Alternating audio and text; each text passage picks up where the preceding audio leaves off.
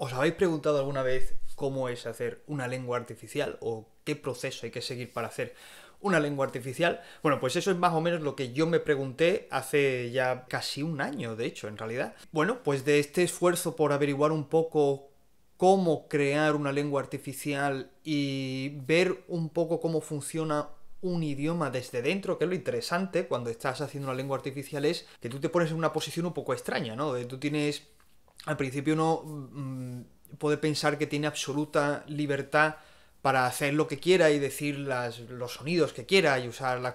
Pero claro, no, a medida que vas definiendo el idioma te vas limitando a ti mismo y generando reglas que vas a tener que respetar.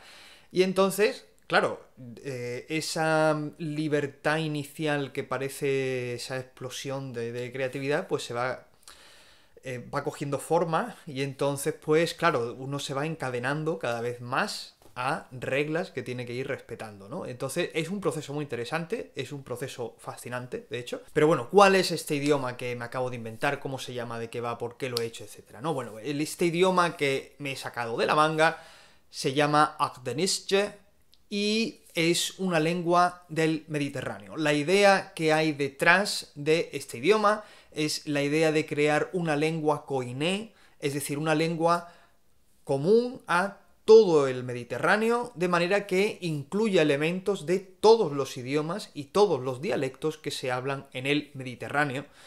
Y bueno, es un trabajazo, primero, muy apasionante, pero muy complicado. Cómo he mezclado los diferentes elementos, de dónde saco qué, etcétera, ¿no? Bueno, el elemento base en términos de y entramos aquí con los verbos, que sería lo primero que yo he intentado abordar. La forma de los verbos o cómo van a funcionar los verbos, eso lo he tenido que sacar del latín. Me parecía que era lo más fácil para mí, porque conozco el latín, soy hablante nativo de una lengua romance, las lenguas que más se parecen a las mías son las lenguas romances, y además me gusta el funcionamiento de, si conocéis el latín, aunque bueno, en español es poco más, no exactamente igual que el latín, pero es más o menos parecido al latín.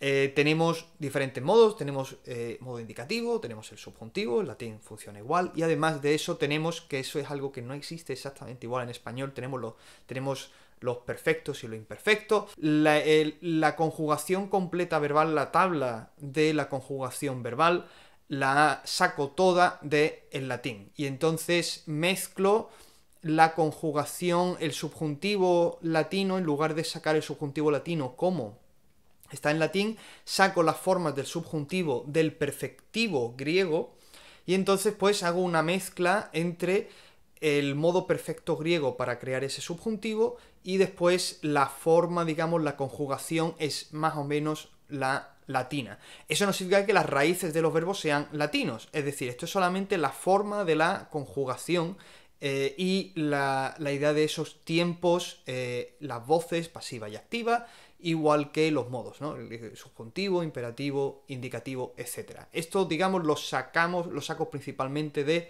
el latín. Los participios, en cambio, y acordamos, tenemos un participio pasivo, tenemos un participio activo, que funcionan más o menos igual que lo que diríamos nosotros en árabe y también en turco. Esto lo saco del participio pasivo, saco la forma de las lenguas semíticas, no necesariamente del árabe, pero sí del árabe y del siríaco, igual que saco el participio activo de la forma turca, que paradójicamente el participio activo de la forma turca se parece bastante al participio activo del latín, de modo que hay una sintonía ahí bastante interesante. Por otro lado, en muchos aspectos morfológicos, pues la idea era un poco crear toda una serie de sufijos que nos permitan hacer todas las transformaciones que hay en los idiomas naturales, ¿no? Es decir, nosotros tenemos un sistema de prefijos, un sistema de sufijos, desinencias, etcétera, que nos dan la pista de cuál es la raíz, por ejemplo, de un verbo, y si le añadimos cierto sufijo, convertimos este verbo en un sustantivo. O si tenemos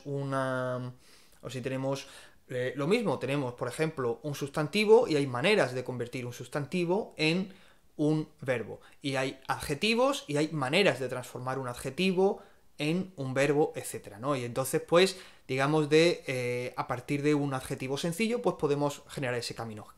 Crear ese camino es una de las cosas más complicadas que hay y yo creo que es donde voy a tener que pasar más tiempo porque para nosotros es muy natural y es muy obvio, pero pensad que tenéis que crear esto de cero, ¿no? Pues claro, es un problema porque tenéis que crear esas reglas, ¿no? Entonces hay muchas fórmulas que estoy usando, hay muchos sufijos y prefijos que estoy sacando del griego, que estoy sacando del latín, que estoy sacando de otros idiomas como el árabe, a la hora de generar estas palabras nuevas, pero muchísimos de los sufijos que estoy usando hasta ahora tengo que decir que mayoritariamente son grecolatinos. Por último, si hemos hablado de las partes estructurales, ¿no? Hemos hablado de la morfología, que es yo creo que la parte, el núcleo duro, la parte más difícil de construir, por lo menos lo que me ha parecido hasta ahora. La sintaxis no me ha parecido, hacer la sintaxis no me está pareciendo tan complicado como hacer la morfología de una palabra y tener que crear todo ese sistema de transformaciones a partir de las cuales pues conseguimos que un adjetivo sea un verbo, o transformar un adjetivo en un sustantivo, transformar un sustantivo en un verbo, etcétera, ¿no? Yo creo que esa es la parte más complicada, la sintaxis no lo es tanto, y entonces, bueno, al final, el día a día, los sustantivos, al final la mayoría de las palabras que usamos son sustantivos, que son los que designan cosas importantes, ¿no? ¿De dónde estoy sacando todas estas palabras? Pues aquí es donde yo estoy intentando usar todo lo que pueda, tirar de los dialectos. Y estamos hablando de tanto dialectos del árabe. Estoy, por ejemplo, en lugar de sacar palabras del árabe estándar, estoy prefiriendo sacar las palabras del árabe tunecino o el árabe levantino, uno del norte, un dialecto del norte de África y otro de Oriente Medio. Estoy tratando también sacar mucho vocabulario de las lenguas romances en lugar, pero de los dialectos romances, es decir, bueno, lenguas en realidad, romances, es decir, prefiero, por ejemplo, sacar vocabulario del siciliano o sacar vocabulario del corso o sacar vocabulario del sardo o sacar vocabulario del provenzal antes que sacar vocabulario del francés, el italiano o el español. Estoy priorizando los dialectos o lenguas que no son mayoritarias, ¿no? Por ejemplo, estoy sacando también mucho vocabulario, o parte del vocabulario lo estoy sacando del kurdo, lo estoy sacando del siríaco, que no son idiomas estatales, y entonces son idiomas que mucha gente no conoce, mucha gente no sabe que existen esos idiomas y no sabe la riqueza lingüística que hay en el Mediterráneo, y entonces un poco para dar voz a todas esas regiones, todas esas hablas, dialectos y lenguas minoritarias que hay en todo el Mediterráneo, pues decidí que sería bastante interesante, en lugar de sacar todo el cuerpo de sustantivos y de vocabulario de las lenguas estándares nacionales, sacarlo de dialectos y sacarlos de lenguas minoritarias o lenguas no estatales, ¿no? Entonces, pues, bueno, ahí estamos. La declinación, por último, que se me olvida, la declinación también lo estoy sacando de latín. Es una lengua que en muchos aspectos no deja de ser, creo yo, una lengua romance, que no se parece nada al romance, pero que al final en la conjugación verbal y en los modos del verbo es latina, muchísima de su morfología es grecolatina y la declinación incluso de los sustantivos es un poco latina. De hecho es un poco grecolatina en realidad, porque hay 6 declinaciones y una de ellas se parece muchísimo a la declinación griega. Entonces pues sí, es un poco...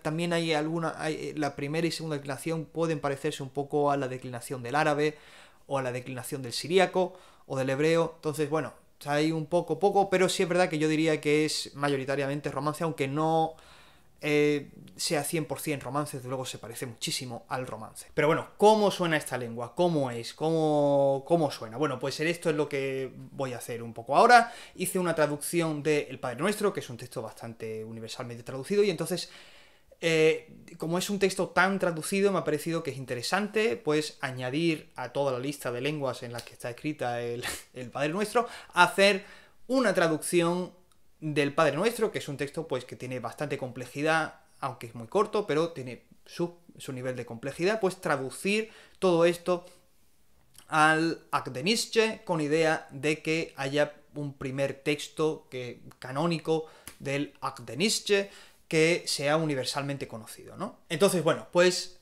lo leo ahora mismo aquí. Bavnos de ere nahashmayes, mafqadesh ismesas, gel salanos mamlaxas, fisa thelimasas, kiman el shmayes burda nerardo, verenos liom hapan cotidian, deseshlaham mofelles nos, kimanos deseshlahom laofelanes nos, ulo induxas nos, nahatagrib, ulíbranos usharri. Amén. Bueno, no sé qué os ha parecido, a mí sí me gusta cómo suena.